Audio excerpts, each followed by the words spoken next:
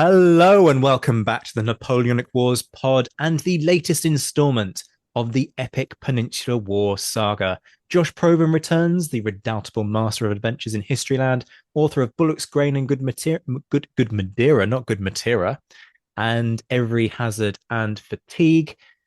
Also, one of the production team at Napoleonic Quarterly, my Peninsular War partner in crime.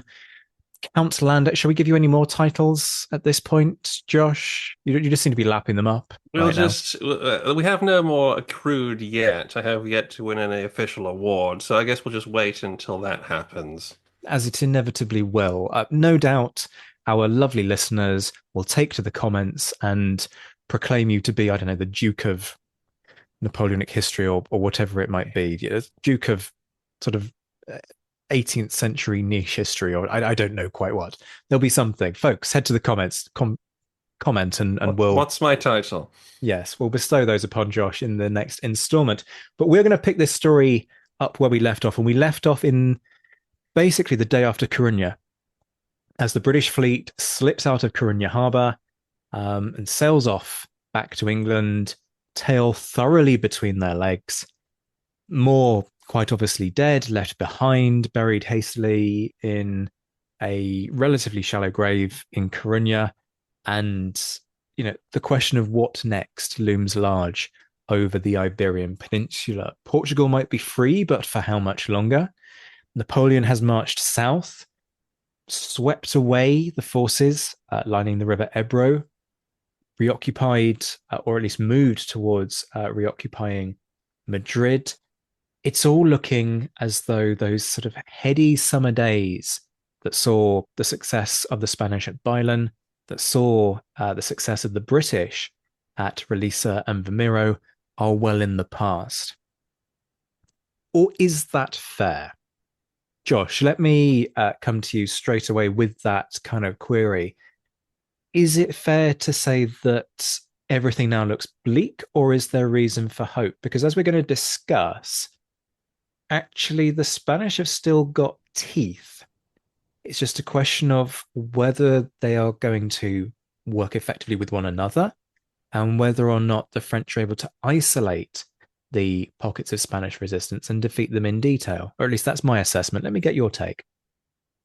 The- Basically, I think that yes, a great deal of what had been achieved in 1808 is more or less gone.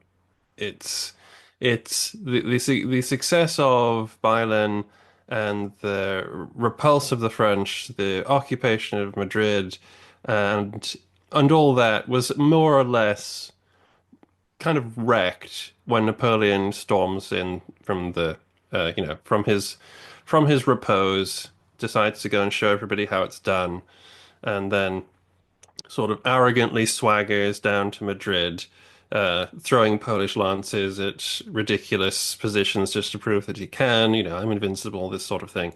And then obviously the British don't make matters better by then almost losing the best army they have um, in the mountains of Galicia. So I would agree, it's not looking good, but although that sort of that moment that looked as if the Spanish might defeat the French on their own is sort of gone. There is reason for hope because although I think we can agree that Moore's expedition into Spain is a disaster, it's not as if you can't make something out of disasters. It is, I think, fairly true that because he runs to the northwest of Spain, he does drag attention away from the rest of the country. Uh, Napoleon then very quickly leaves the country and leaves and basically tells all his generals to deal with just deal with it. And what that does is to create an opportunity for the Spanish to recover to some extent. because the thing about the Spanish armies is that, and the thing that everybody kind of forgets by just sort of tossing away the idea that, oh, the Spanish armies were crushed. After the destruction of the Spanish armies, Moore is left alone. Blah, blah, blah, blah, blah. Actually, it's not actually that simple because the Spanish are very rarely defeated in such a way that they can never reform. They, but they, but the comical thing about the Spanish armies of the Peninsular War is they never reform as the same thing. Once they're defeated, they scatter, they break. Five different guerrilla companies will be formed, and the two different armies will appear from the wreckage because their soldiers don't necessarily go away, they just go to different places. So, what you do actually get is new Spanish armies recovering and being reborn in different places. You've also got the problem of the big fortresses that are still more or less in the hands of the Spanish and the and a great deal of supplies and weaponry and gold is being funneled in from the British, who at this point are quite happy to keep giving them stuff, but are not quite sure whether or not they can sustain an actual military presence there. With Portugal, it could be another matter. And in fact, actually, it's Canning who feels that by putting a British army in Portugal, they can ensure that the Spanish will continue to fight, but it's sort of like an indirect influence that they want to put on this. So, yes, there is room for optimism in some sense, simply because now the French are actually, like you said, the French want to pin down the separate Spanish forces, but in order to do that, they need to be separate. So you have this French sort of spread out in a hostile country, fighting a war that none of them are very used to. And that's going to prove very interesting for a very critical year, this year of 1809. There are lots of threads that you've laid out very nicely for us there that we will pick up in turn. One of which is quite what the British school of thought is on this. We will return to that, but I think it's telling that the immediate reaction isn't to send that order to the rump force that's been left in Portugal under, I believe it's Craddock, but I may Yeah. be entirely wrong. It is Craddock, thank you. Um, to say, pack up, you're coming home. That's it. The flip side to that is that when Wellesley will get sent out, and we'll talk about his kind of lobbying in due course, but when he's sent out, actually the fact that they send Wellesley out speaks volumes because the whole problem with Wellesley before was he was the junior general. Well, he's still not a particularly senior general at this point in time, which therefore means that they're clearly regarding that theatre as far less promising and a place where you can chuck Wellesley sort of a few thousand troops and see what he does, and well, maybe he'll make a great success of it, or maybe he won't. Meanwhile, we're going to send our big boys and the big army that we've just pulled out of Coruña to Walcheren. That's where our priority is. So it says a great deal in terms of the downgrading of the priority of the Iberian Peninsula in British sort of strategic thinking more generally. For the French, as you say, suppression needs to now be the order of business. Immediately, I suspect we need to turn to the siege of Zaragoza, which is now facing its second siege, which has begun in late December. So a bit of overlap here in terms of what where we're falling with this story, but inevitably, unless you're going to do a Napoleonic quarterly, which you should go and listen to, you can't kind of keep everything perfectly segmented in its relevant places. And it's a significant garrison that's in Zaragoza. Mm. 44,000 by the estimates. I'm not sure if I entirely trust that source, but about 44. Nonetheless, big numbers. Um, and it's a deeply attritional, horrendous campaign. Estimates of about 64,000 dead on all sides by the end of it in February 1809. And there not being huge amounts of Zaragoza left. It's sort of a a campaign of annihilation. Well, it's not a campaign, but it's a siege of annihilation is the mood that I get from it. I absolutely agree. The Siege of Zaragoza is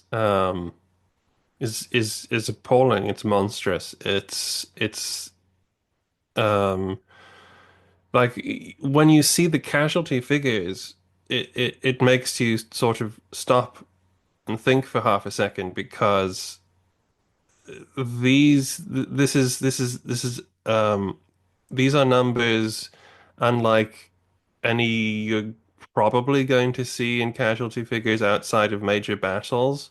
The it's something between 16 and 20,000 soldiers and up to 30,000 civilians in some cases. I think Esdale supports that number.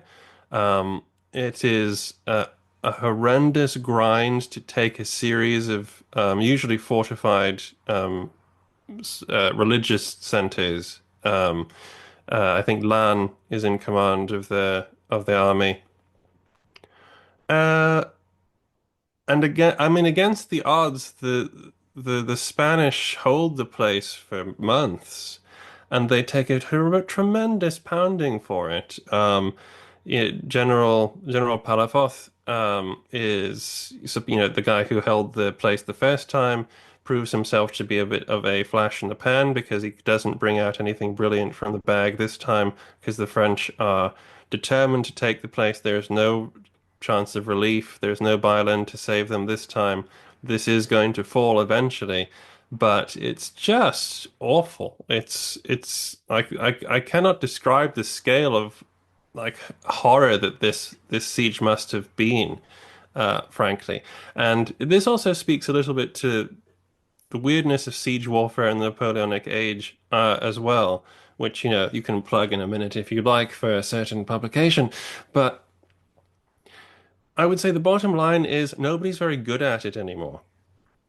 You do not get the early 18th century great sieges where the guy basically makes his reputation on taking this place in a scientific manner. Most of these guys are just hauling up their guns, pointing them at a few various places, and then battering it to hell, and then throwing the troops in. And this is Zaragoza. Only in this one the people are fighting for every street corner once they get in, and it's I don't know how to describe it, but if you're going to do this with bayonets and single shot muskets, this is a level of medieval horror that is very difficult to describe. By February that's down, but it's not left either side in a particularly good position. You've also got um, I think it's the Battle of with Ellis or something like that as well, which occurs roughly commensurate to the Coruña campaign, which is Victor, I think, managing to pull off the another sort of, or is it? Yeah, it's the defeat of the army of the center by Victor and Lefebvre.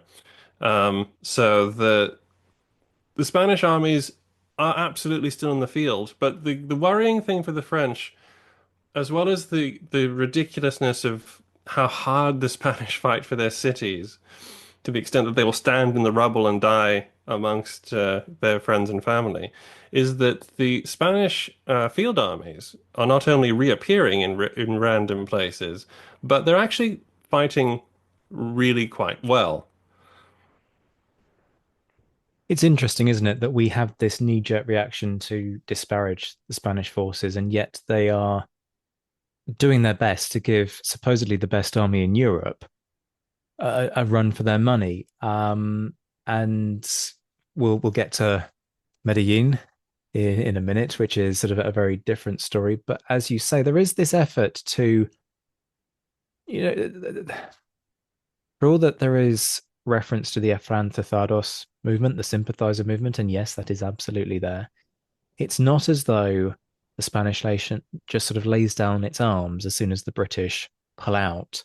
And, oh, isn't this a terrible shame? And yet that's the perception that you would get from certain histories if you were to read them in an undiscerning way. Um, as you say, I was going to pronounce it Ucleth. So I'll go with your Spanish pronunciation because it's better than mine. That's 13th January. So as you say, sort of very much at the same time as Coruña, um, which is, I mean, it's an attempt to recapture Madrid, right? More or less. Yeah, and it doesn't work. Uh, but nonetheless, you can see this kind of effort continuing, and it's keeping the French busy fundamentally. Um, Equally, Galathea. Now, there's an interesting case. We're jumping ahead slightly. We will come back to Medellin in just a moment, but Galathea is able to liberate itself. And you might say, well, hang on, that's the terrain. And sure, I would actually agree with you. It's also the geography. We're talking about the fact earlier that by withdrawing through Galathea, Moore is able to draw this proportion of French troops with him, and it is the most out of the way part of Spain by nature of its geography, which therefore means that you've got those problems of long supply lines and all the rest of it. But nonetheless, the French are sent packing. Um, Not until June. I mean, they have to pull back to Santiago de Compostela for a start, and then um, on the 7th of June, you've got Ney, who Hmm.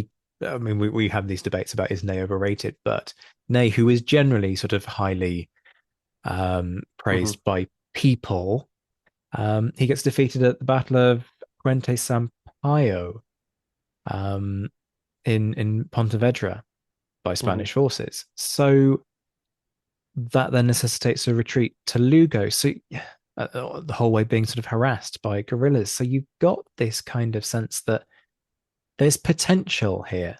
It's Hmm. not as though it's a one-way street. The Spanish are definitely giving, as perhaps not quite as good as they're getting, but they're giving a good account of themselves, if nothing else. Yeah, there's a couple of things. There's maybe two or three things we can sort of extract from the situation in Galicia. To be honest, actually, the first is that the example of the remaining formed Spanish forces, the guerrillas, and the French response to these factors. Um, so in the case of Ney, his main job once Soult pulls out, Soult leaves him in charge of Galicia because he's been ordered to for somehow conquer Portugal with 20,000 men. Um, and Ney is left up here with a fairly ragged bunch of troops. I mean, you have to remember that these guys had to cross the Sierra Guadarrama, then into the Galathian Mountains as well. They had to go through everything that Moor's men went through. Like one of the main reasons that the British probably pull off the victory at Coruña is partly because the French are in a worse state than they are. So you have Ney stuck here in the back of beyond. And his actual main job is to try and find out where the heck the Marques de Romana is. You know, the British pet Spanish general, which they evacuated from Denmark and shipped back down to Spain in a great coup of daring do and spies, and lots of interesting things happened with that. Um, but Romana pulls off a very incredible sort of duck and cover operation where he completely eludes Ney and ends up, I mean, it's slightly comical because he ends up basically trying to take power in Galicia himself and then gets ousted. But the point is, this is the Spanish position there, and in addition to that, you have bands of guerrillas. Now, the bands of guerrillas are actually trying at this moment trying to be taken control of by the Junta Central because they're desperately trying to regain control over their fighting forces, and they actually lay down a sort of a mandate or a memorandum to officers forming guerrilla companies saying you must do this, you must do this, you must do this, anybody applying for this will get a promotion, but you have to do this, this, and to do this. And of course, nobody really pays attention to it. But these columns and guerrillas, I should say, are active. And they're a problem because, as you mentioned, supply lines are a thing in Spain. Now, the French army in their previous campaigns have had long supply lines before, but they've never had anybody actively trying to raid them. And the Spanish and the Portuguese, that's what they're doing. That's what these guerrilla companies are doing. And the problem with them is similar to the problem that the French have with the Spanish armies. You can defeat them. In fact, they generally do.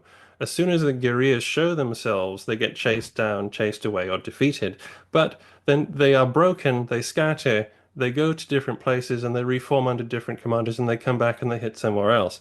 This is the problem that they have, and why they have to put so many troops on these supply lines to guard them. As a final note, Ney gets kind of repressy. He gets kind of hardline. And all the French generals pretty much respond with pretty heavy-handed measures designed to basically show the Spanish population that there's no safety with the French armies because all the French generals in Spain at the moment are fighting soldiers. There are very few of them who are able to be administrators, and Ney is certainly not an administrator. And there's continuing executions, there are massacres, and that just feeds into Spanish propaganda, basically. So, in a nutshell, that's sort of what's happening in every single bit. And like you say, it's not at all easy for the French to coordinate, to concentrate, and to suppress a still very active Spanish enemy. A couple of times now we've referenced the capability of the Spanish to, sure, disintegrate, but then also reform, albeit under a different guise. And the inevitable question of that is why? You might have kind of given us one of the potential answers already in the fact that by getting repressive, it instigates a certain fire that makes you think, well, I could go home, but actually they're massacring families left, right, and center. So if I do go home, what am I going home to? Am I going to find that actually my family's been left in an atrocious state, um, or worse, in my farmstead outside wherever it might be? So there's that question.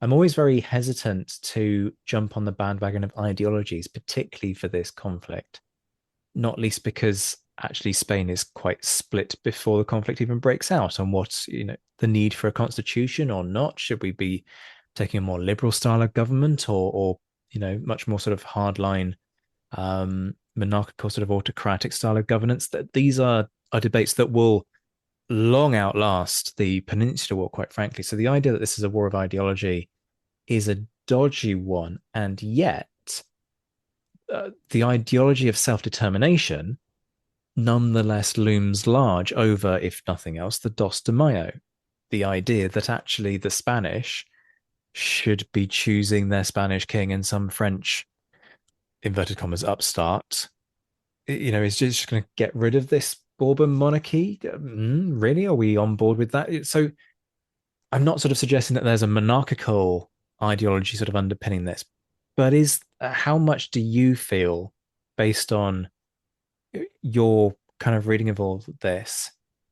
Is this about ideology, and how much of it is actually, look, what else have we got? We've got our muskets. There's an opportunity for us to.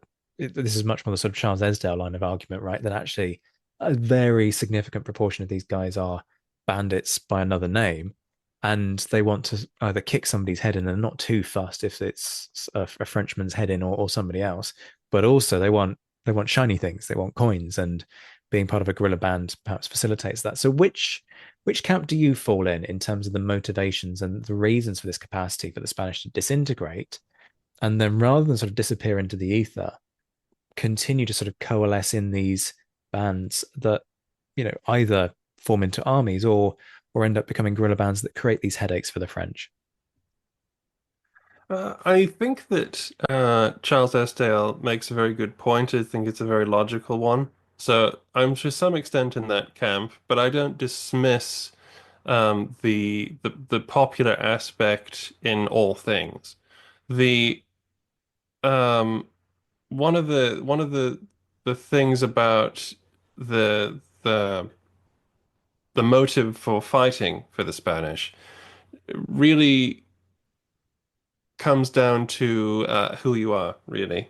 Um, so if you are already in the regular army, if you're already a soldier, or if you bought into this sort of structure, whether you could be a reformer, you could be an old veteran of the Ancien Regime, you could be any of these guys. If you're sort of what you might call a regular soldier, then for a start, you're probably acting not necessarily in a guerrilla band, although you might be, depending on the circumstances, but you will be if your army is broken up, you'll probably go and seek employment with another army.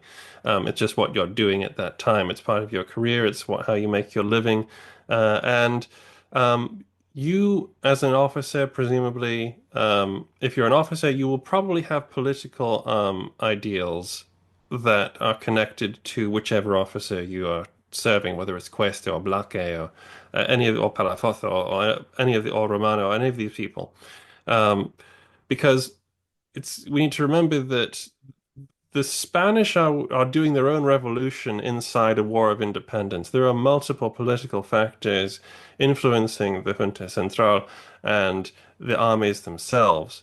Like you say, there are the liberals and conservatives and the monarchical conservatives and etc. like that. And every one of them is trying to pull off some sort of inter-revolution at the same time. So there's chaos going on. For your And av apologies Yeah. for jumping in there because I know you're on a roll, but that is actually a really important point to emphasize. The creations of these regional junta, actually, we see that well before Napoleon comes south, Hmm. but you suddenly take out that centralized form of government because you've removed the king, you've removed the king's heir.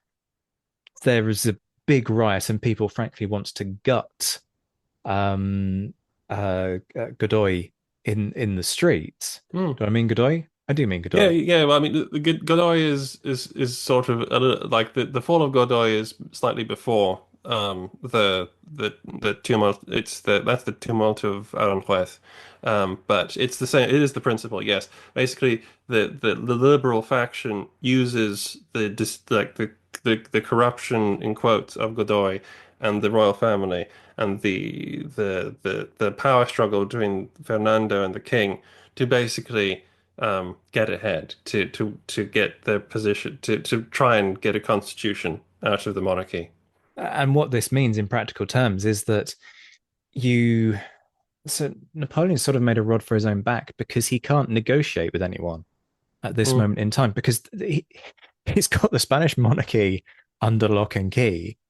And with all these regional juntas, you can't create a sort of centralized peace deal where there's no one person that you can negotiate with anymore No, because everybody sort of set up their own little shops and yeah, there are challenges of communication. It's part of the reason that the British are having a headache of working out who the heck do we actually speak to now? Do we talk to the people in Cadiz? Do we talk to the people in Galicia? Or do we talk to everybody simultaneously when they're all kind of going, yeah, no, we don't really want your help, but we'll take your guns and your money, please and thank you.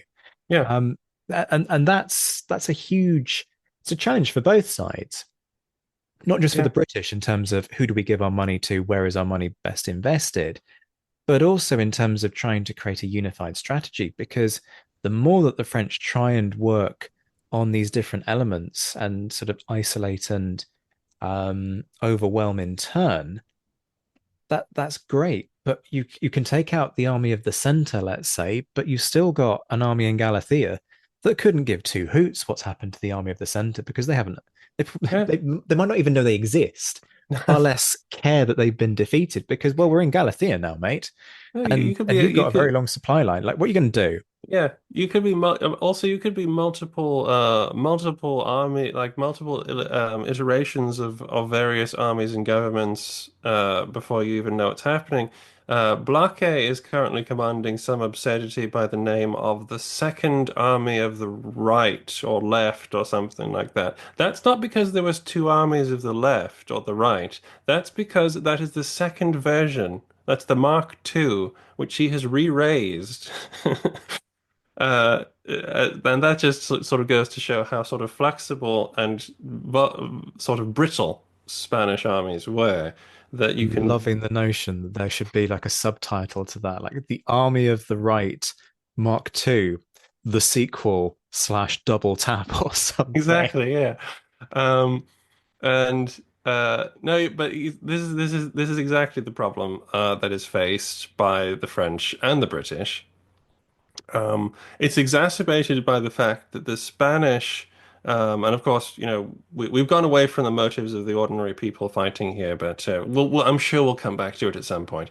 But the Spanish central junta, which is either at the second in Cadiz or Seville, is basically is relying a great deal on um, uh, uh, for its for its sort of political credit, for its ability to govern, for its ability to get people to listen to them, on um, basically inflating the amount of men that the British have in the country.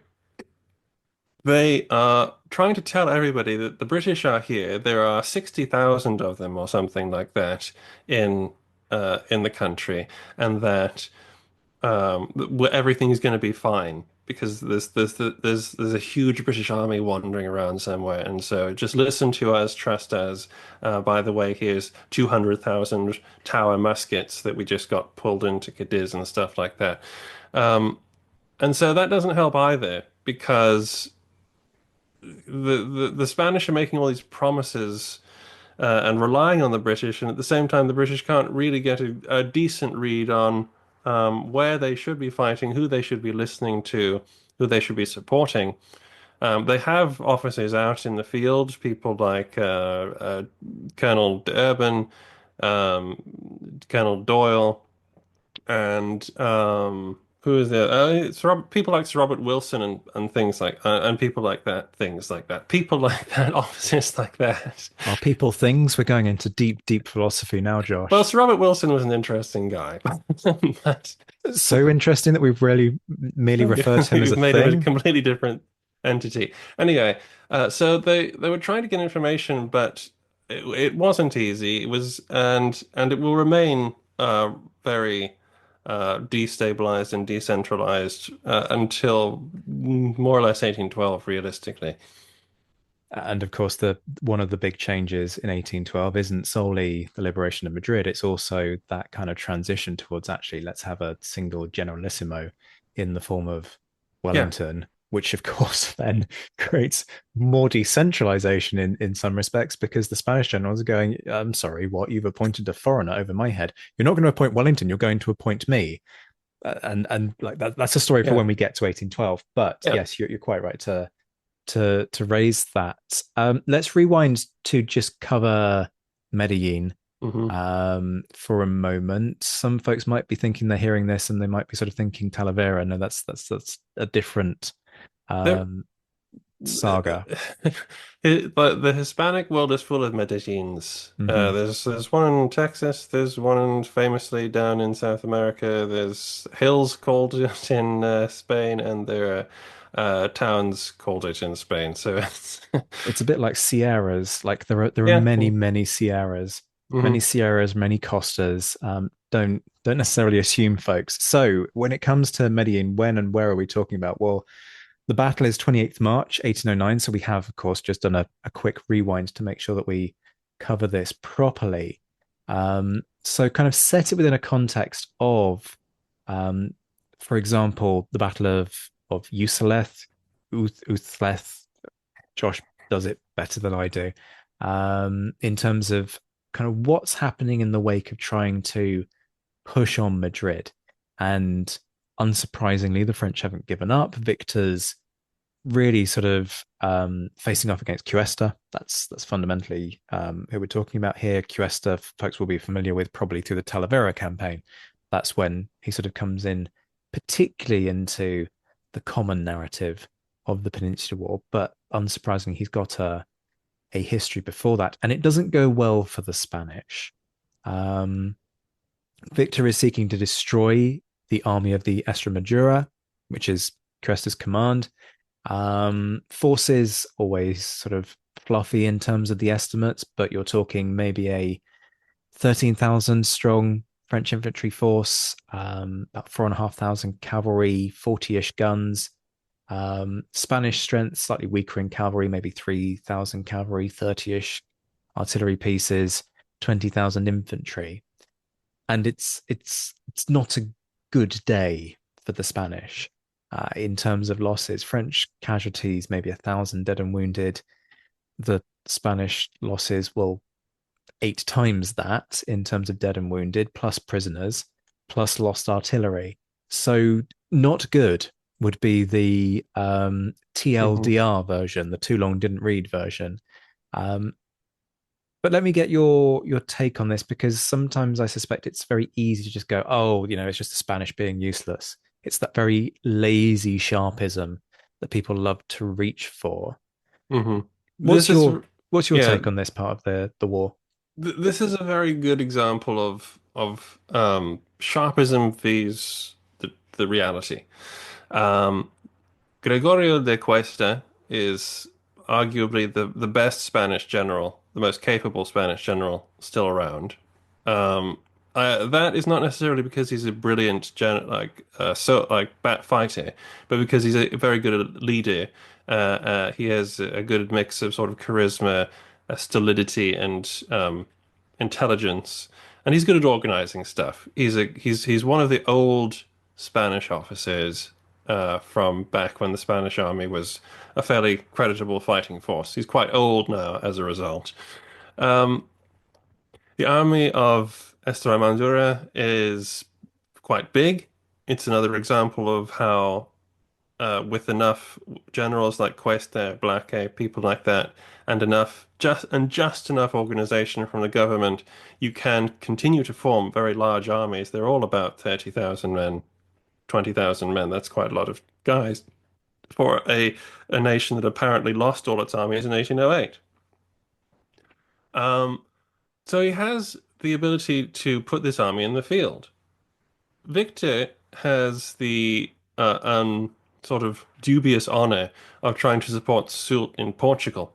The order is to go in with Soult, but unfortunately he has to deal with Cuesta and the army of Estremadura. And then, should he defeat that army, he has to get through the frontier and take presumably Badajoz or Ciudad Rodrigo to even get into the place. And he's supposed to do this with about 13,000 men. So yay for To say yay. nothing of Almeida and Yeah, Elbash exactly. waiting on for him on the other side of the Portuguese border should he manage to subdue Ciudad Rodrigo or Badajoz. So Yeah, totally doable. easy. Um, It's like a slow Tuesday. Like I've done that in an evening on, yeah. Napoleon Total War. What are you on about, Josh? It's dead simple. Well, as he goes into the field, Cuesta does sees that he has to try and stop him to put himself in the way. He's in Estremadura. Um, and it's an aside, but the geog if you look at a map of Spain, the geography is very interesting as to where these battles take place. For instance, we're going to see a lot of fighting along the Tagus and Ebro rivers. And if you look at a map of Spain, you'll see why, because they're rimmed by mountains. Um, there are pockets of Spain that are flatter, and they're surrounded by mountains. And here in Estremadura, you have this pocket where Victor moves into, and where Cuesta has been forming his army of fightable ground, you might say. Um, as for the battle itself, it is absolutely not the case of the Spanish being either lazy, cowardly, or terribly disorganized. Well, they're In fact, starting to win. Sorry, spoiler alert. They win the yeah, first phase. Like, they are winning. They're actually winning. And and they're winning in the most absurd Napoleon Total War way. Um, Cuesta knows full well that it's not necessarily his infantry that is the problem. He doesn't have enough cavalry, and there's not enough cavalry of any quality, which has always been a problem for the Spanish for reasons of grazing and horse breeding and things like that. It's not France, in other words. So, but what he does is he manages to trap Victor in between two rivers.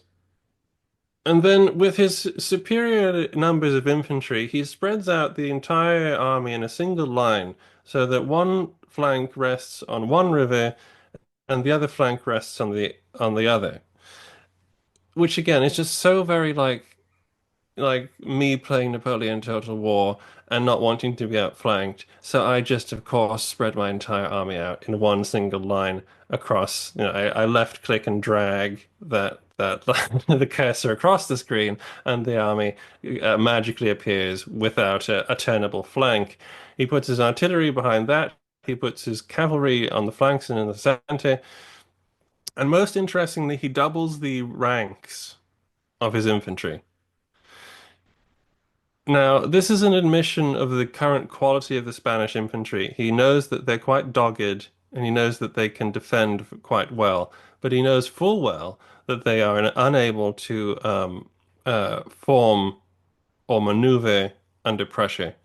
So, Esdale thinks that this means that the infantry will form up six deep because the average Spanish infantry line is something inherited from the ancien regime, and that means three ranks. And he's done this because he knows they can't form square. But because they have no flank to attack, the French will have to attack them in the front. And what he does is a very methodical, measured advance down this plain, slowly, which slowly constricts the Spanish front to actually becoming more and more concentrated the further they go, because the rivers sort of coincide behind Victor's line. I don't know why he chose this position. It's actually really bad. But the French cannot break the Spanish infantry. In fact, they talk about the sort of the ridiculous amount of Spanish skirmishers out in front of the main battle line that they just can't deal with, and they can't break them. The cavalry charge and are repulsed. It's looking really bad, and then just bad luck happens. Basically, the Spanish cavalry charge when they shouldn't have. They get run over by the superior French cavalry. This causes a panic on I think the left flank or something like that of the Spanish army. And basically the problem there and then it's basically all over again in a very total war fashion. Um, the flank is turned, it's turned by cavalry. As soon as anybody in a Napoleonic army yells cavalry, panic ensues. The entire army disintegrates, and Cuesta is basically ridden over by his own troops and the enemy, and is saved by a handful of staff officers trying to keep the men in line. And because it's completely flat, open floodplain, the French just go to town on them. And this is why you have so many casualties and so many prisoners, and Medellin is such a disaster because it came so close to success. It's I really like how you describe it there. Yes, there is a sort of there's a very easily understandable element to this battle, isn't there? In that kind of if you understand the sort of the metrics of Napoleon Total War, which is in itself an extension of the metrics of Sharp. You know, line beats column, cavalry beats line, square beats cavalry. Play your rock paper scissors and find a solution, folks. Kind of mentality to this, and it's one of those situations where you can start if you start, and this is why we are paying attention to the Spanish and Portuguese stories as we go, because if you start to understand something like this and Medellin, you then start to think, well, hang on a minute. When the Spanish get scared by their own gunfire at Talavera, when some cavalry pop in front of them, to what extent is there just this lingering sort of ghost, this spectre of their experience at, for example, Medellin, which for them will have only been a few months earlier, that then is the reason why these guys have a catastrophic loss of confidence. And then things start to make much more sense. And so it becomes much less about sort of disparaging comments about, oh, the Spanish are clearly useless, and actually a much more sensitive reappraisal of the Hmm. realities of what they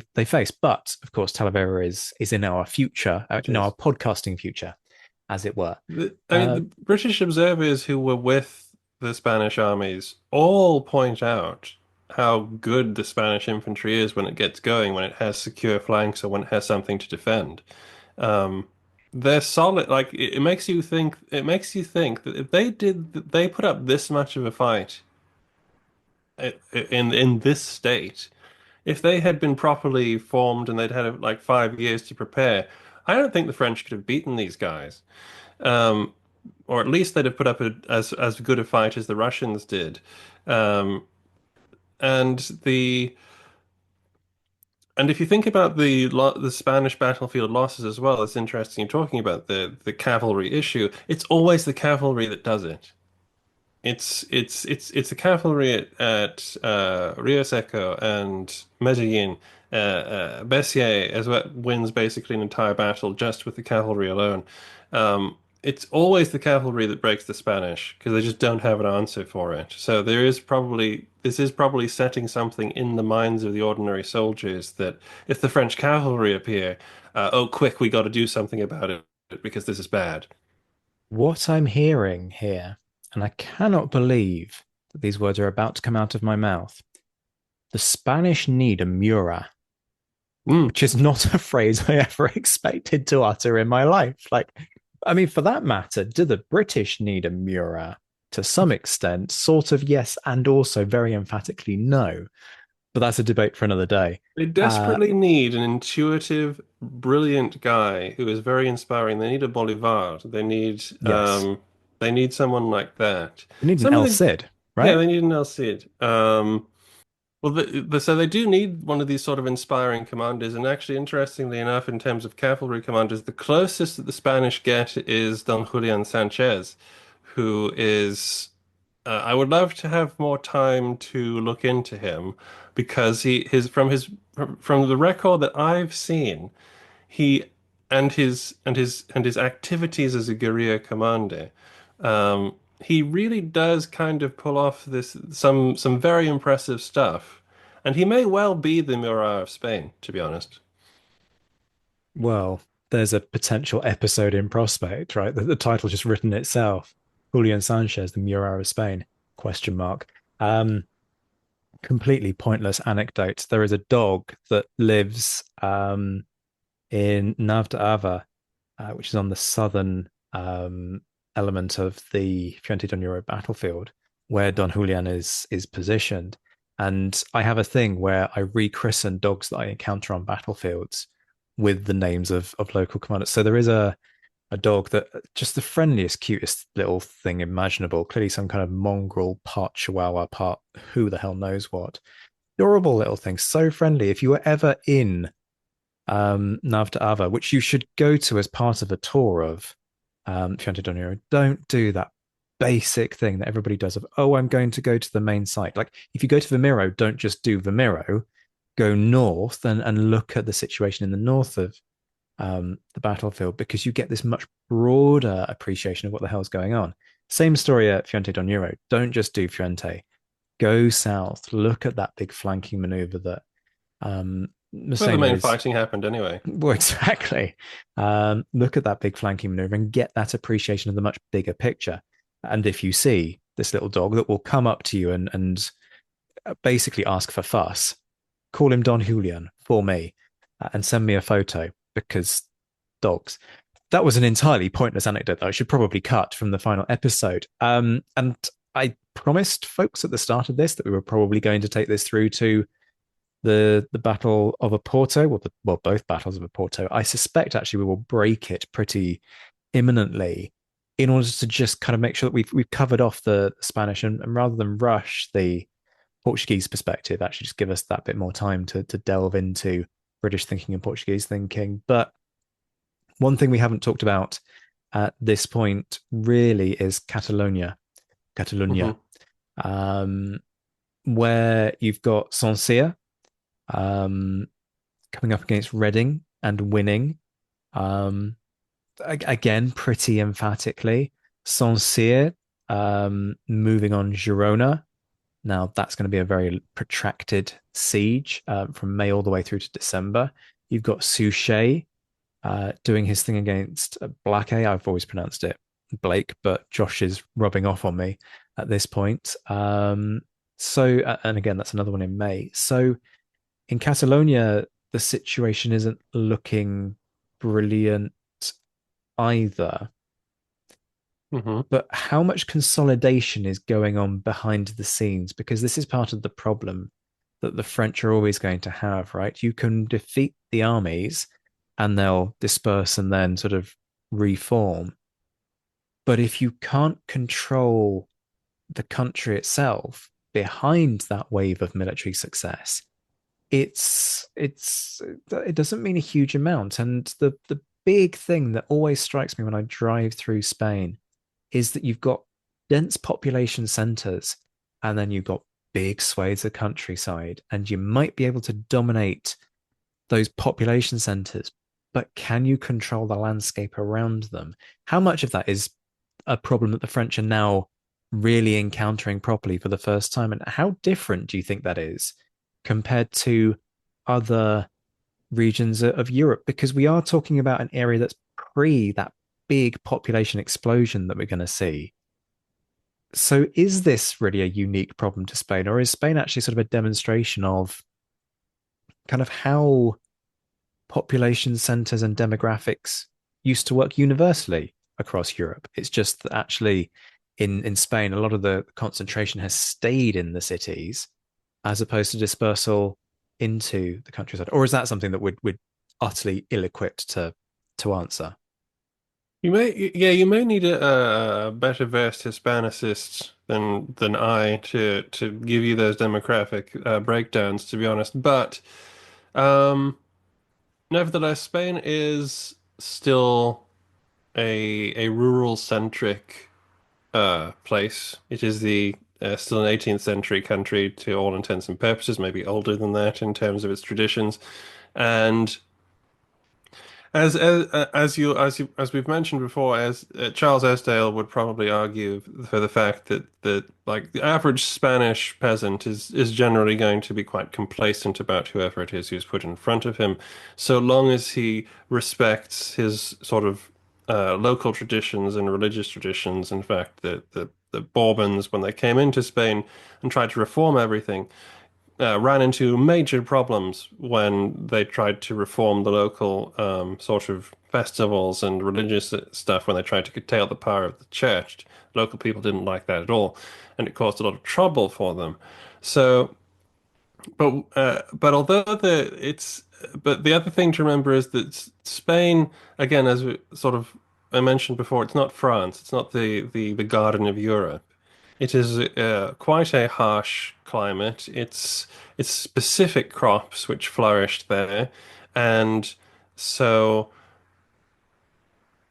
there is going to be large gravitation towards mercantile centers, to port centers, such as Barcelona and Girona.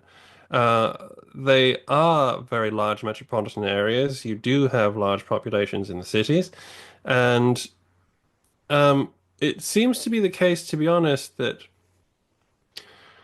it's these populations because they end up being trapped by the French armies that they then put up very their patriotism therefore becomes greater than those who are free to run away.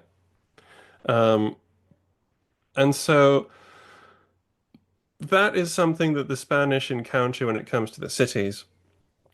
And they, as you say, they don't have a great handle on winning hearts and minds in the countryside either, because the countryside is more or less in the hands of the bandits and the guerrillas. And as I said before, the French are not like, Napoleon's not sending governors; he's sending marshals, he's sending generals, and honestly, only a handful of Napoleon's marshals have this sort of administrative governing capability. Most of them are career soldiers, and it's people like I'm sorry, Bernadotte. It's people like Suchet, people like Davout, who can actually run cities and kingdoms and stuff like that. To be fair, it's people like Joseph as well. Actually, he was a good administrator. He was a statesman, not a soldier. But of course, he had nothing to run because most of the country was in arms, or at least controlled by forces that were in arms. The action in Catalonia is interesting as well because, as again you point out, it seems to be a message of defeat. The Spanish lose the battles, and although I'm giving credit for the grit and the perseverance of the Spanish armies, they are losing. They are losing the battle. The French are winning back. They are winning back that they're taking away that hope that was there at the beginning of the year when they'd had that breathing space when the French went and chased more. They are winning it back throughout 1809. The However, the indications nevertheless are that the French are not winning as easily as they should. For instance, the Reading, the Saint-Cyr vs Reading. Reading again has the upper hand at one point, and then chooses to rest his troops, and then Saint-Cyr responds. And Reading is mortally, he's like shot. He's shot about three times and mortally wounded and taken out of the fight. Um, then, very interestingly, um, you have Blacquet's second army of the right or whatever it was, facing off against Suchet. Suchet has been sort of thrown into this uh, to replace Junot, I believe. And he fights three battles against Blake. He loses the first one because Blake chooses a ridge to defend, and Suchet is obliging enough to attack it. And the Spanish beat him off. And then Blake does the sensible thing, tries to cut off Suchet's line of communication.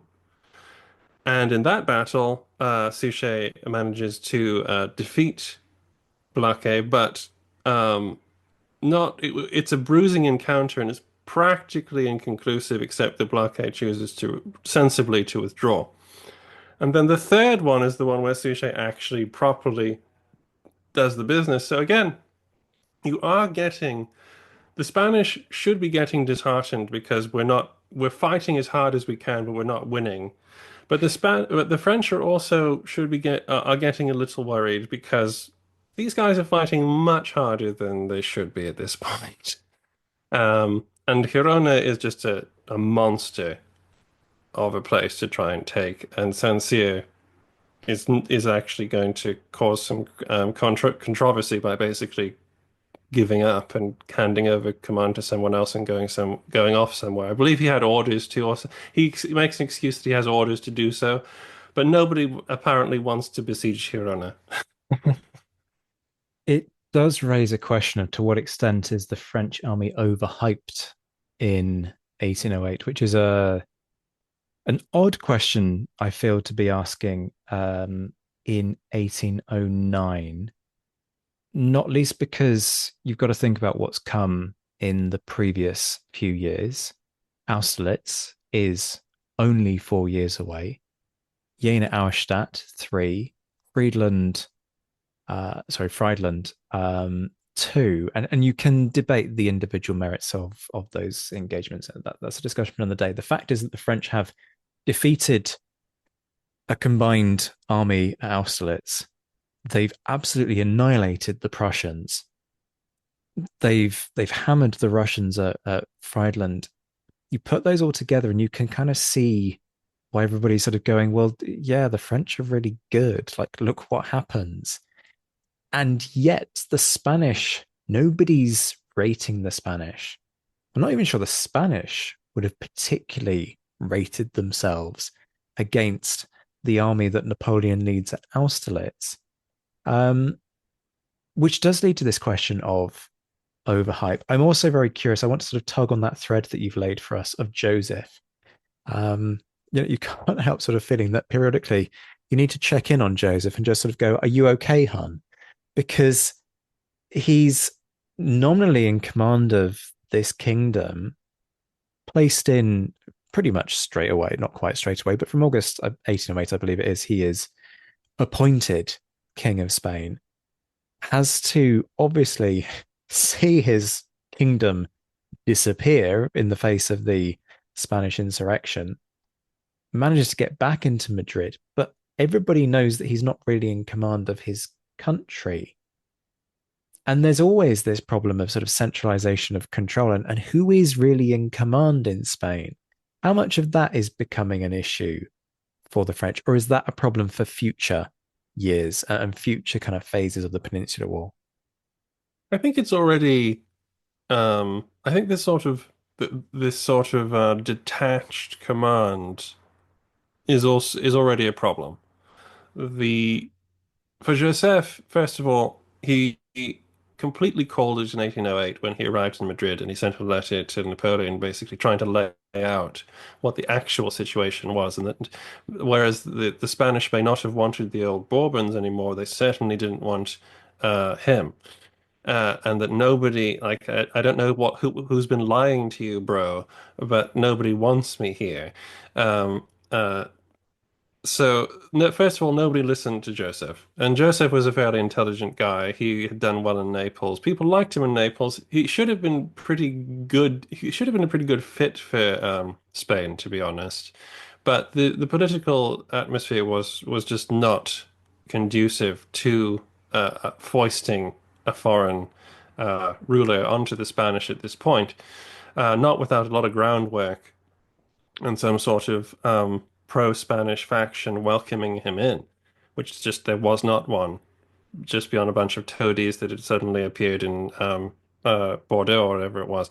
Um, the the big problem for the French in this sense of command and control, is the ghost of Napoleon. Napoleon is not dead.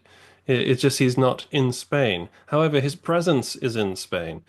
You've already got this problem of him trying to command from a vast distance, occurring in 1809, with the orders to Soult to take Portugal, and Victor to take Portugal, to uh,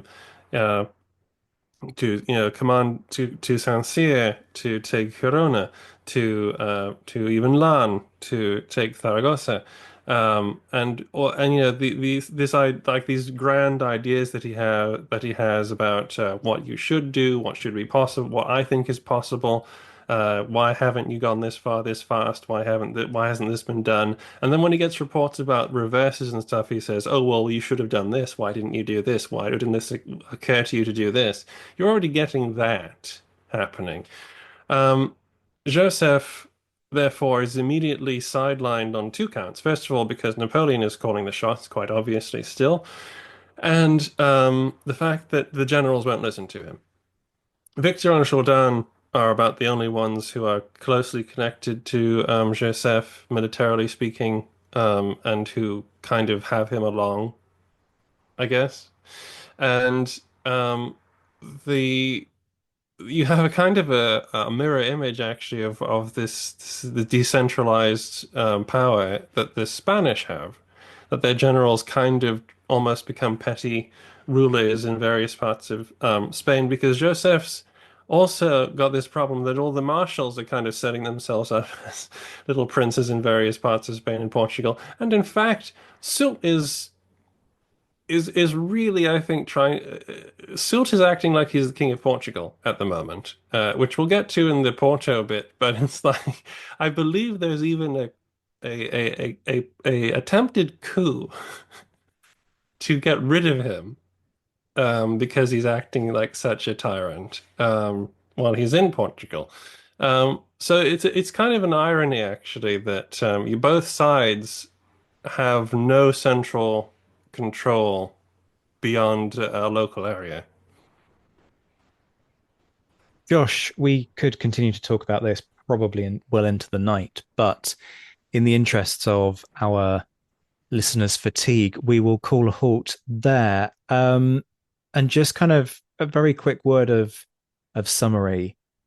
Where does the balance of power lie? And that sounds like a very facetious and very obviously answered question. You know, the French are winning, of course they are, but there is a temptation to sort of make out that in 1809 it's all one-way traffic, with the exception of Hussar Wellesley arrives and sort of achieves these miraculous wonders. The story that we've woven this evening seems very different to that. It's, yes, the French are in the ascendancy, but they're not having it all their own way, and there is a little bit of seesawing going on. And it's not that there might be a sort of an air of inevitability, but that's actually an inevitability that we gain through hindsight. The Spanish are doing their darndest, and this sort of sets up um, a, a sense of why perhaps Wellesley will be so inclined to march for Spain in the wake of Oporto. So, how do you assess where that balance of power lies? And I'm not suggesting to put a number in it on it, but just try and visualize that for us in a verbal manner, if Mm. that's not an oxymoron. The the balance of power does lie with the French because they are more organized and their armies are more effective and their armies can keep the field. However, they are not in the best place simply because they have no political mandate to hold Spain. They have no connection, like as you said at the beginning, they have no means of negotiating with anybody particularly, nor is there any cause to. And there are plenty of Spanish forces still in the field. Cuesta is not done, despite Medellin. He's going to be back again, recouping lots of those scattered forces to take the field later in the summer. And um, the attempts to take Portugal are also not progressing with the speed that Napoleon would like. So the there is breathing space. There is still breathing space, you might say, that has been bought by not only the British and Moore, but also by the Spanish efforts to, you know, to fight, to actively oppose the French in Estremadura, in Galicia, and in Catalonia. Josh, it's always a joy to have you on, my friend. Folks, you've been listening to Josh Provan, the master of the Adventures in Historyland YouTube channel, author of Bullock's Grain and Good Madeira and Every Hazard and Fatigue, the latter being on the Siege of Pensacola, the former on the Maratha and Jat campaigns. If you haven't bought the books by now, and you're a long-standing listener of the show, then I suspect you're probably not going to. But let me hope that you've been persuaded by this episode. Head to hellion.co.uk in order to purchase those. You can also catch Josh offering his words of wisdom periodically on the Napoleonic Quarterly podcast, a brother production, shall we say, to this show, which I always thoroughly recommend in terms of production value and deeply impressive undertaking in terms of pulling together a show of that magnitude. Folks, it's been a joy to podcast for you. Josh, it's been a joy to podcast with you. This has been Defeat from the Jaws of Victory, the Battle of Medellin from the Napoleonic Wars pod. We will be back very soon. What did you think of this episode? If you're listening on Spotify, you can now post your comments and questions, and we'll get back to you. If you want to stay up to date with all the latest news, sign up to our mailing list. The link is in the description.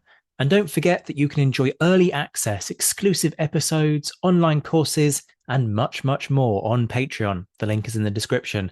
And if you're looking for personalized merch for the Napoleonic nerd in your life, drop us a line on social media and we can design something for you.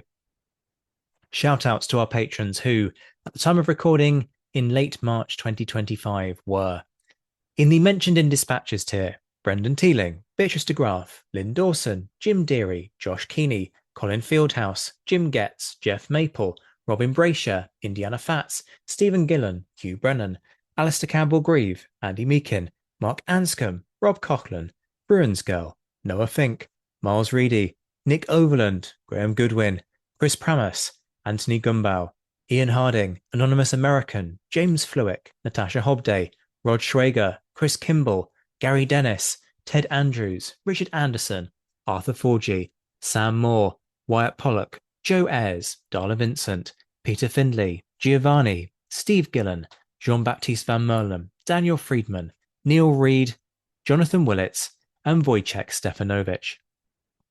The admirals John Haynes, Mike Guest, Rachel Stark, Mark Duckers, David Priest, David Maxwell, Graham Callister, Sean Sullivan, Stephen Ashworth, Kate Walcombe, Clemens Beman, Reto the Sci-Fi Fan, Tim Day, Jason Morn, and Tim Pritchard. The Chiefs of Staff, that's Adam Coslin, the Marshals, Ryan Diamond and JC Kaiser, the Legion de Scholars, Dan Hazelwood and Bob Burnham, and in the Crown Yourself tier, Emperor of the First French Empire, Todd Campbell, and Duke of Wellington, Laird Campbell. We'll be back very soon, but until then, this has been the Napoleonic Wars Pod. On behalf of myself, Liam, Luke, Josh, and Zoe, take care of yourselves, folks, stay well, and as always, thank you for listening.